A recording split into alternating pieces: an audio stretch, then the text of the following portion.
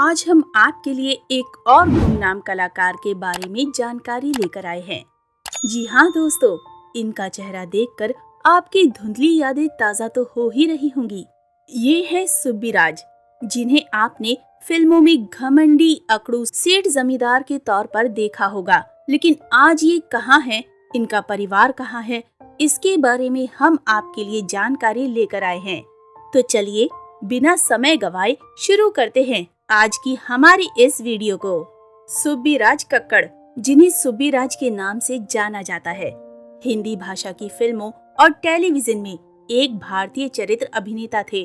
उनके मामा अनुभवी अभिनेता पृथ्वीराज कपूर थे और इस प्रकार राज कपूर, शम्मी कपूर और शशि कपूर उनके ममेरे भाई थे।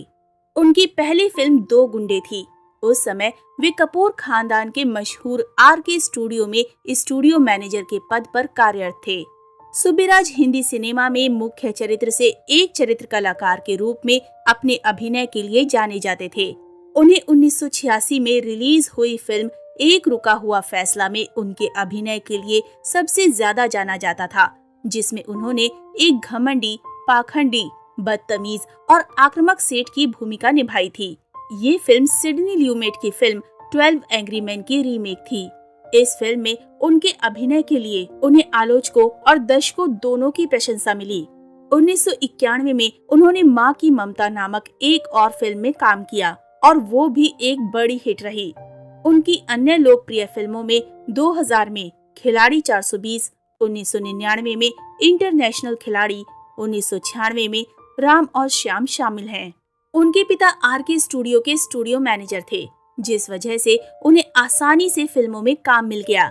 मामा पृथ्वीराज कपूर हिंदी सिनेमा का वो नाम थे जिन्होंने हिंदी सिनेमा में अपना योगदान इतना बखूबी निभाया है कि जन्मों जन्मों तक उनका नाम हिंदी सिनेमा में अमर हो चुका है।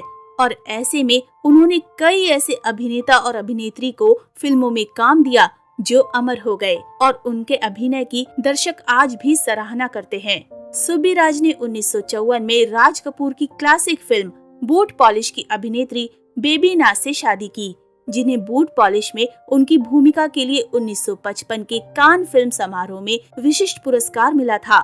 वो 1963 में देखा प्यार तुम्हारा और 1965 में मेरा घर मेरे बच्चे में उनकी सह कलाकार थीं। उनका एक बेटा गिरीश और एक बेटी गौरी है, जो भारतीय फिल्म उद्योग से जुड़े नहीं हैं। सुब्बीराज का जुलाई 2007 में निधन हो गया। बेबी नाज का निधन उनसे पहले 1995 में हो गया था। अब बात उनकी पत्नी बेबी नाज की हो रही है, तो उनके बारे में भी हम आपको कुछ बातें बता देते हैं। बेबी नाज ने हिंदी फिल्म इंडस्ट्री में बतौर चाइल्ड आर्टिस्ट कदम रखा था।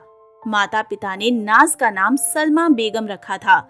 सलमा ने महज 8 साल की उम्र में फिल्म रेशम में एक्ट्रेस सुरैया के बचपन का रोल किया था। सलमा के पिता लेखक थे जो स्ट्रगल करते रहे। पिता के दोस्त प्रोड्यूसर लेखराज ने पहली बार सलमा को फिल्म में काम करने का मौका दिया था।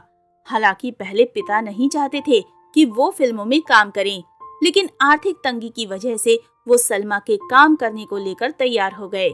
चलिए आज हम आपको सलमा बेगम से जुड़ा एक रोचक किस्सा बताते हैं। जब सेट पर ही सलमा बेग की मांग भर दी गई थी। दरअसल ये वाकया साल 1963 में रिलीज हुई फिल्म देखा प्यार तुम्हारा की शूटिंग के दौरान का है। डायरेक्टर के परवेज के निर्देशन में बनी इस फिल्म के हीरो थे पृथ्वीराज कपूर के भांजे सुब्बीराज।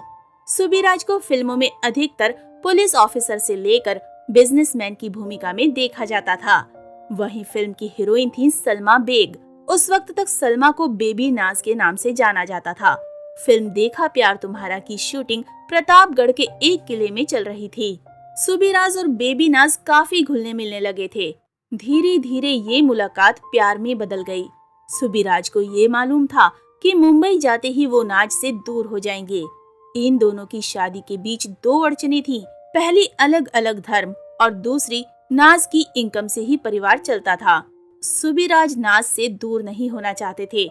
एक दिन सुब्बीराज ने शूटिंग के दौरान ही बेबी नाज की मांग में सिंदूर भरकर उनसे शादी कर ली थी। उस वक्त इस खबर ने हिंदी फिल्म इंडस्ट्री में तहलका मचा दिया था। तो दोस्तों, अभी के लिए बस इतना ही। मिलते हैं अगली वीडियो में। तब तक आप सब अपना ध्यान रखिए। Bye bye.